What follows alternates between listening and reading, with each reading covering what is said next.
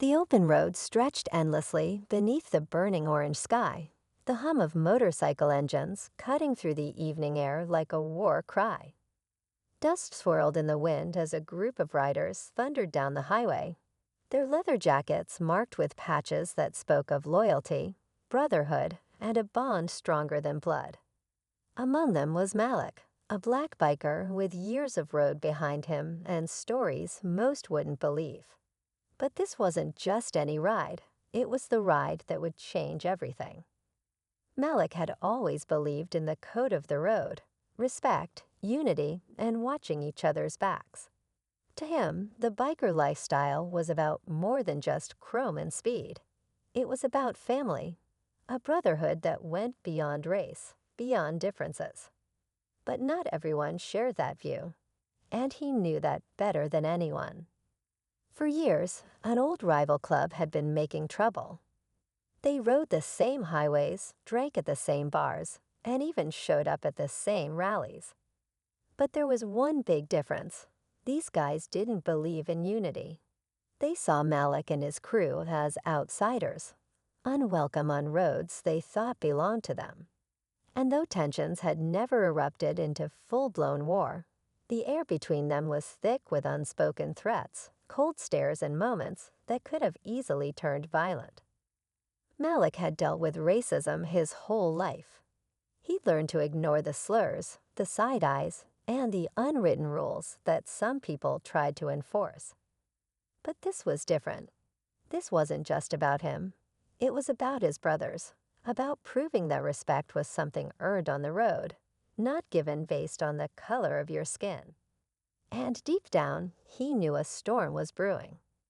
The moment came one evening at a roadside bar on the outskirts of town, a spot where bikers of all kinds gathered to drink, swap stories, and sometimes settle old scores.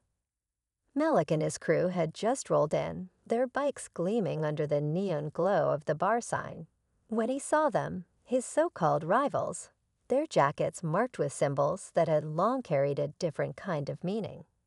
They sat in the corner, watching, waiting. Then it happened. A challenge. Not in words, not at first, but in the way one of them rose from his chair, locked eyes with Malik, and smirked. A silent invitation. A dare. Malik had two choices: walk away like he'd done 100 times before, or stand his ground and show them exactly what brotherhood meant. And this time, he wasn't walking away. He stepped forward, his boots heavy against the wooden floor, the room silent as every eye turned toward them. His crew was behind him, watching, ready. The air was thick with something electric, something dangerous. And then the man spoke. "You don't belong here." Malik smiled, slow and steady. He'd heard those words before, many times. But tonight, he wasn't interested in old fights. Tonight, he had something to prove. And what happened next? Well, that's where the real story begins. Malik didn't flinch. He'd heard those words too many times to count, and they never had the effect people expected. He wasn't angry. He wasn't scared. If anything, he was tired. Tired of the same old game, the same old hate passed down like a tradition no one dared question. But he wasn't here to fight, at least, not in the way they thought. The man standing across from him was tall, broad, with a face carved by years on the road. His beard was streaked with gray, and his leather vest carried the weight of a club that had been around longer than Malik had been riding. Behind him, his crew sat back, some smirking, some watching with unreadable expressions. The tension in the bar was thick enough to choke on, but Malik stayed calm.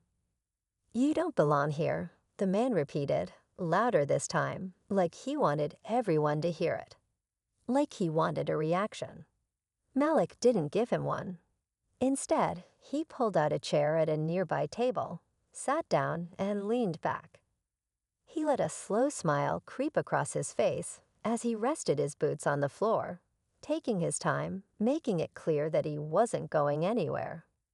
"That's so," Malik said, his voice easy, steady. "Funny, thought the road belonged to everyone.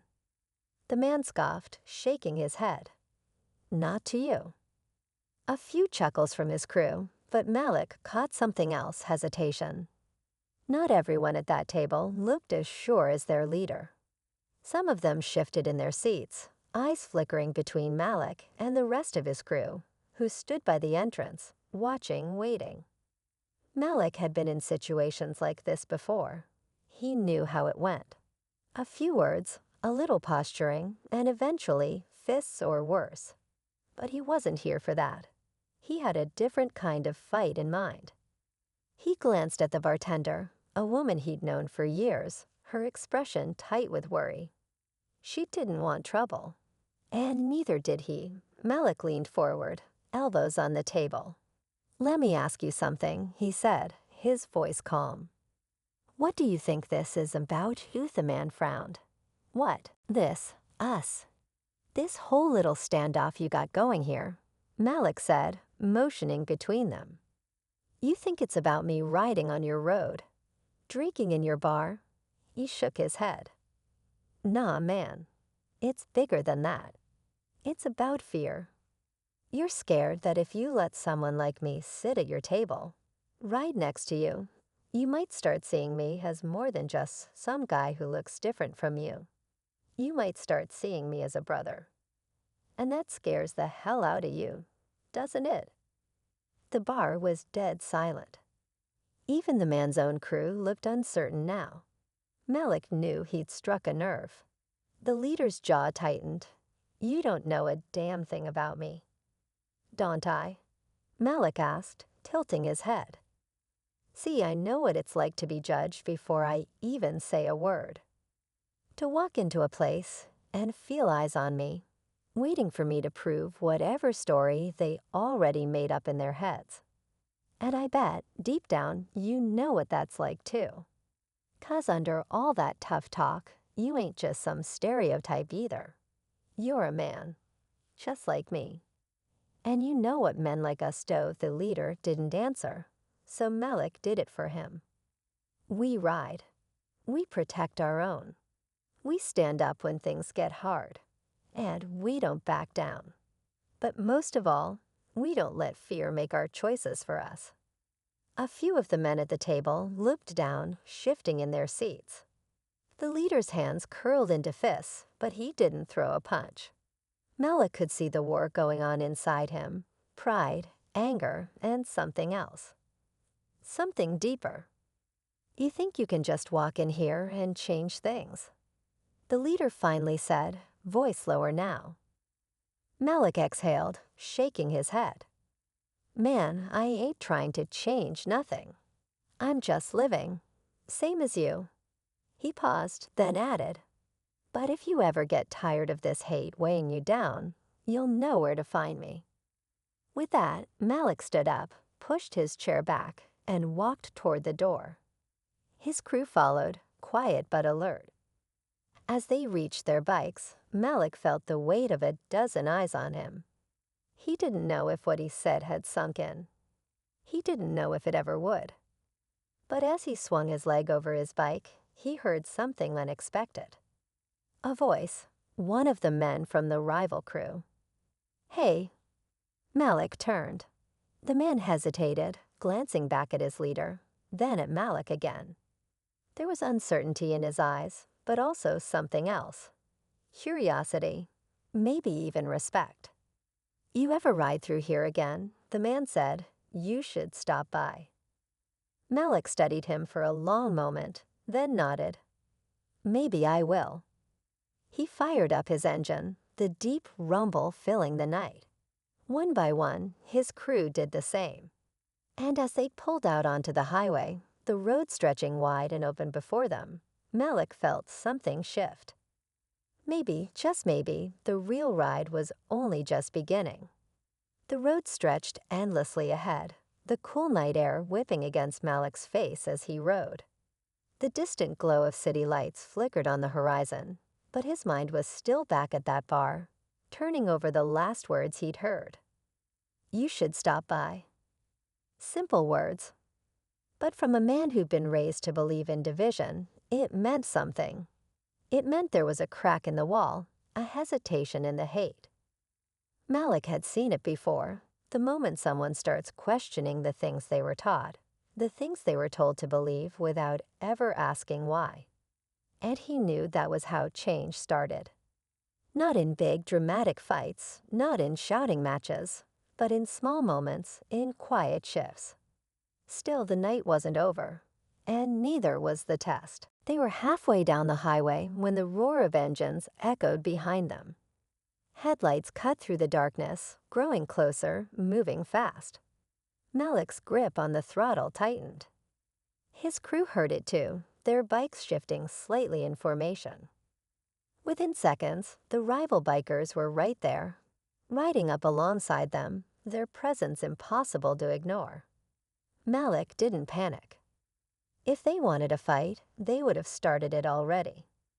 Instead, he met the leader's gaze as they rode side by side, wind screaming between them. For a long moment, neither spoke. Just two men, both stubborn, both strong, caught in a battle that had nothing to do with fists. And then something unexpected happened. The leader nodded. Just a small movement, barely noticeable. But Malik saw it, felt it. He nodded back. And just like that, the tension that had been hanging between them for years shifted. The rival bikers didn't pull ahead, didn't cut them off, didn't try to run them off the road. Instead, they simply rode alongside them for a while, the sound of their engines blending together, no longer competing, but running in rhythm. Then, after a few miles, they peeled off, disappearing down an exit without another word. Malik exhaled, shaking his head with a quiet chuckle. Did that just happen? One of his crew muttered through his helmet mic. Yeah, Malik said, still watching the empty road ahead. Yeah, I think it did. He didn't expect them to become best friends overnight. Didn't expect them to shake hands and ride off into the sunset like a movie. Life didn't work that way. But something had changed. A door had been cracked open, even if just a little, and that was enough. Because at the end of the day, the road belonged to everyone. And respect? That wasn't given. It was earned. As the city lights grew brighter ahead, Malik let out a deep breath and pushed forward, the open road still stretching before him, endless and free.